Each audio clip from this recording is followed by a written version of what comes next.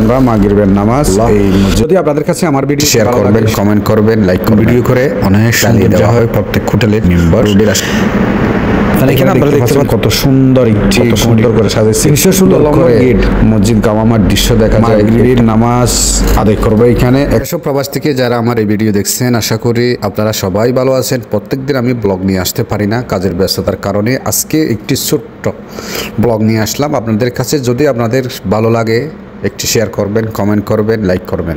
এখন আমি আছি বাবু সালাম রোড, আমি সোজা যাচ্ছি মসজিদ নববীতে। মাগরিবের নামাজ আজকে মসজিদ নববীতে আদায় করবো ইনশাআল্লাহ। মাগরিবের টাইমের আগে যদি এরকম ভিডিও করে অনেক সৌন্দর্য হয়। মাগরিবের টাইমের আগে এখানে সব লাইটগুলো জ্বালিয়ে দেওয়া হয় প্রত্যেক হোটেলের রোডের আশেপাশে। তখন ভিডিও করলে অনেক সুন্দর একটি ভিউ দেখা যায়। আপনারা দেখতে পাচ্ছেন এখান থেকে আমি জুম করে আপনাদেরকে দেখাচ্ছি সেই মসজিদ নববীর মেম্বার। এখানে আপনারা দেখতে পাচ্ছেন আমার সাথে যাচ্ছে প্রচুর হাজি মসজিদ নববীতে মাগরিবের নামাজ আদায় করার জন্য।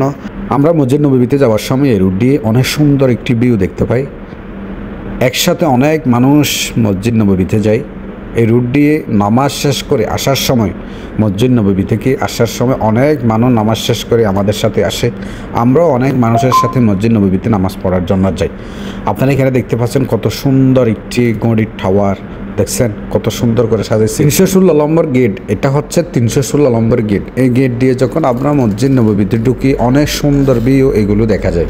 আপনারা দেখতে পাচ্ছেন এখানে কত সুন্দর করে মসজিদ গাওয়ামার দৃশ্য দেখা যায়, এই টাওয়ারের দৃশ্য দেখা যায়, কত সুন্দর করে এই রোডের দৃশ্য দেখা যায়, সাথে মসজিদ নববীর দৃশ্য দেখা যায়।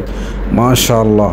এখন আমরা প্রস্তুতি নিচ্ছি মাগরিবের নামাজ আদায় করবো এখানে। এখন আজান হচ্ছে, আমরা মাগরিবের নামাজ এই মসজিদ নববীতে আদায় করবো ইনশাআল্লাহ।